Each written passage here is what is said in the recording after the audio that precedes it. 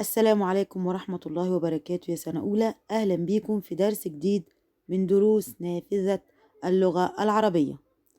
درسنا النهاردة عبارة عن قصة موجهة بعنوان النمل. تعالوا مع بعض نقرأ القصة بتاعتنا. قصة النمل. قال أبي: حمل النمل الحبة. قالت أمي: حمل النمل الحبة في الحر.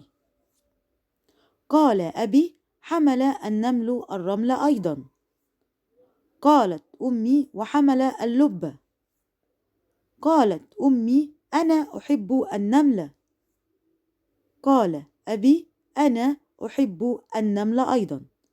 دي كانت قصة بتاعتنا يا سنة أولى. تعالوا مع بعض نحل بعض الأسئلة. السؤال الأول: ضع الكلمة المناسبة مما يأتي مكان النقط. مديني بعض الكلمات خدناها قبل كده وعايزنا نحط كل كلمة في الجملة بتاعتها. الكلمات هي قال، أيضا، أنا، في، قالت. تعالوا مع بعض نقرأ أول جملة. حمل النمل الرملة وحمل اللبة. هنختار كلمة أيضا، يبقى حمل النمل الرملة وحمل اللبة أيضا. الجملة الثانية: نقط أبي حمل النمل الحبة. هنحط كلمة قال. قال أبي: حمل النمل الحبة. الجملة الثالثة: نقط أمي حمل النمل الحبة نقط الحر. هنحط كلمة قالت. قالت أمي: حمل النمل الحبة في الحر. آخر جملة عندنا نقط أحب النمل. نقط أحب النمل هتبقى أنا أحب النمل. السؤال اللي بعد كده: رتب الكلمات وكون جملا. مديني بعض الكلمات وعايزني أكون منها جملة صحيحة. أول حاجة عندي النمل أنا أحب. النمل أنا أحب هتبقى أنا أحب النمل. الجملة الثانية: النمل الحب حمل. النمل الحب حمل هتبقى حمل النمل الحبة.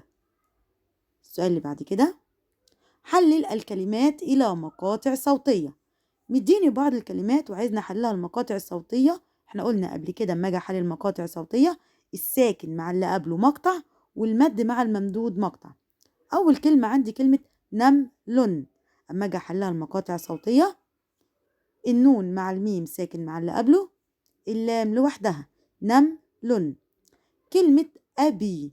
أبي اما اجي احلها المقاطع الصوتية الألف لوحدها، الباء مع الياء مد وممدود. كلمة قال. قال أما حلل المقاطع الصوتية القاف مع الألف مد وممدود، اللام لوحدها. السؤال اللي بعد كده: ضع قال أو قالت مكان النقط. احنا قلنا قال أو قالت لما أقول إن حد قال، بس قال للولد وقالت للبنت. لما أجي أقول نقط أمي، أمي ولد ولا بنت؟ طبعا بنت، أقول قالت أمي. قالت أمي. نقط أبي. أبي ولد ولا بنت؟